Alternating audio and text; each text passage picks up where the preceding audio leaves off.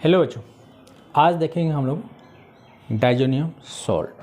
ठीक है, तो डाइजोनियम सॉल्ट लिखते कैसे हम लोग।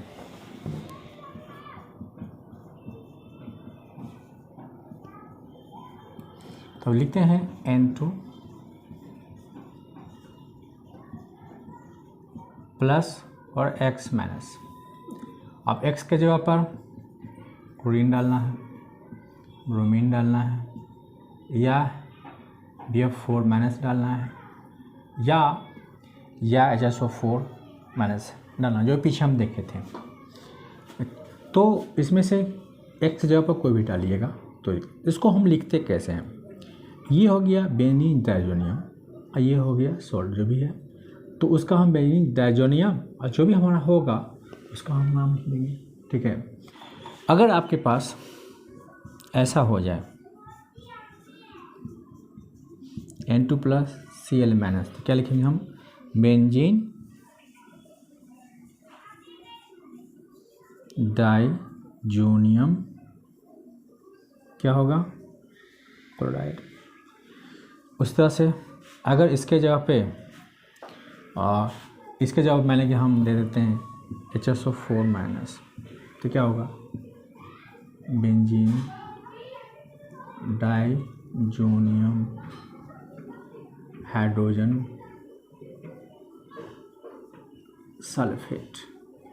ठीक, उसी तरह से अगर हम ब्रोमीन देंगे तो बेंजीन डाइजोनियम क्लोराइड की जगह क्या होगा, ब्रोमाइड हो जाएगा। उसी तरह अगर हम BF4 दे, N2 प्लस BF4 माइनस, तो हम क्या लिखेंगे, हम बेंजीन डाइजोनियम क्या होगा, फ्लोरोबोरेट।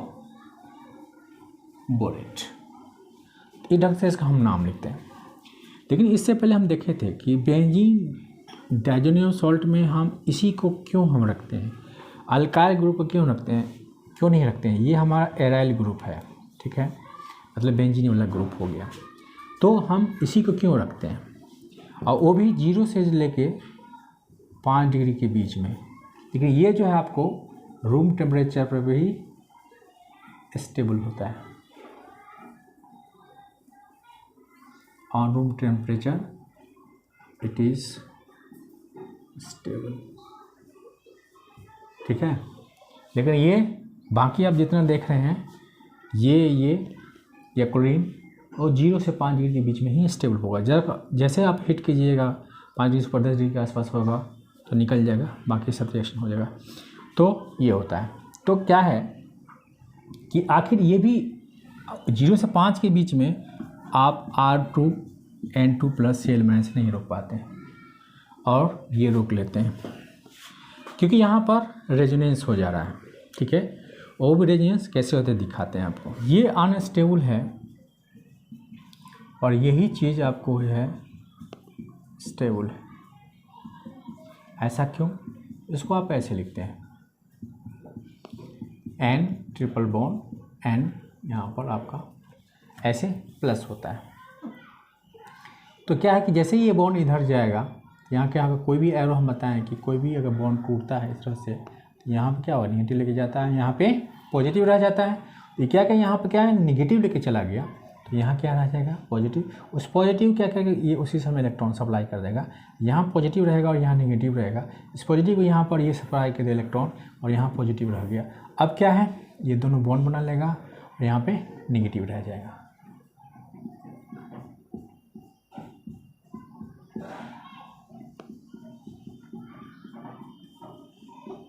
यहाँ पर बॉन्ड बन जाएगा और ये बॉन्ड हट के यहाँ पर प्लस रह जाएगा। फिर है इस प्लस को, क्योंकि आप नेगेटिव चाहिए तो फिर क्या है, इसको ऐसे ले जाना पड़ेगा। ठीक है, तो हम इसको ऐसे ले गए,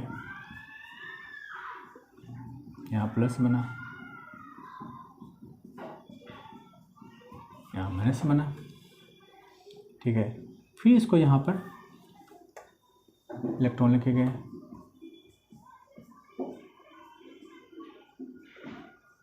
यहाँ प्लस बना, यहाँ माइनस बना। यहाँ प्लस, और फिर से इस प्लस को यहाँ पर माइनस चाहिए, तो ये क्या करता है, ये माइनस तरफ से आता है, या यहाँ माइनस आएगा तो यहाँ प्लस बनेगा, ये प्लस को फिर से इलेक्ट्रॉन दे देता है, तो फिर इस तरह से फिर से यहाँ बॉन्ड बन जाएगा, ये माइनस ये प्लस बॉन्ड बन जाएगा, ये प्लस ये माइनस फिर से बॉन्ड बन जाएगा, तो कुछ इस तरह से फिर से हो जाएगा, ये बन गया। तो इस रेजियंस के वजह से आपके इसके C और N के बीच में डबल बॉन्ड करेक्टर हो जाए, जो कि स्टेबल होता है। जगह आप R अल्काइल ग्रुप लिखते हैं तो RN2 प्लस, यहाँ कोई ऐसा बॉन्ड फॉर्मेशन नहीं होकर रुके, और N2 is the best leaving group. अगर लिविंग ग्रुप के चार्ट देखें तो लिविंग ग्रुप के चार्ट है सबसे ऊपर में होगा N2 प्लस, ठीक है। उसके बाद ROSO2C4F9 नोनाफ्लोरो सल्फोनोइड, फिर है OSO3CF3 ट्राइफ्लोरोमीथेन नोनाफ्लोरोब्यूटेन सल्फोनोइड ट्राइफ्लोरोमीथेन सल्फोनोइड, ये RO इटोसाइल ग्रुप होता है, ठीक है। RI, फिर RBr, फिर R क्लोरीन, फिर आता है ROH2 प्लस, फिर आता है RF, ठीक है। उसके बाद आएगा ROCOR, फिर आएगा आपको RNH3 प्लस, फिर आएगा ROAR, फिर ROH, फिर ROR, फिर RAR, फिर RR, ठीक है।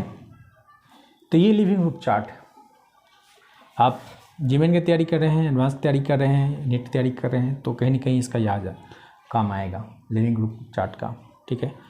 ठीक है, वैसे आप जो 12th में है वो समझ सकते हैं, क्योंकि बेस्ट लिविंग होने की वजह से, क्योंकि जब ये N2 हटेगा, N2 प्लस आएगा तो N के रूप में एक स्टेबल मॉलिक्यूल मिलता है, इसीलिए इस केस में कभी भी आपको नहीं रुकता है, और यहाँ की रेजोनेंस हो जा रहा है, डबल बॉन्ड करेक्टर आ जा रहा है, इस वजह से क्या हो जा रहा है, आपको रुक जा रहा है, ठीक है।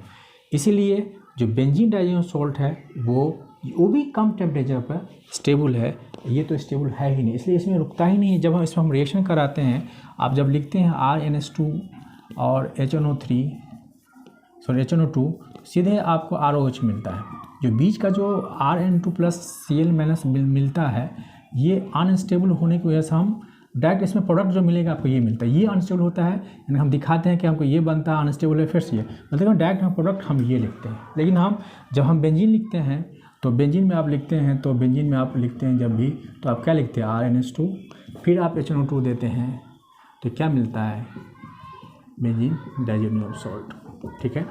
HNO2 का मतलब समझ ही NaNO2 और HCl होता है, तो हम क्या करते हैं, इसको हम निकाल के HNO2 सिर्फ हम इसको दिखाते हैं, ये हमारा सॉल्ट रह जाता है, तो इसलिए डायरेक्ट हम HNO2 भी यूज़ कर लेते हैं, ठीक है।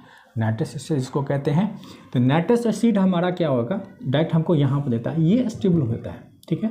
फर्दर हम रिएक्शन कराते हैं तो हमारा मिलता है, तो ये यहाँ पर मिलता है। लेकिन ये जब भी हम लिखते हैं इसके साथ रिएक्शन कराते हैं हमको ये रुकेगा, और इसके साथ हम रिएक्शन कराते हैं तो हमको यहाँ पर रुकता है, और यहाँ पर रुकने की वजह से ये स्टेबिलिटी, ठीक है।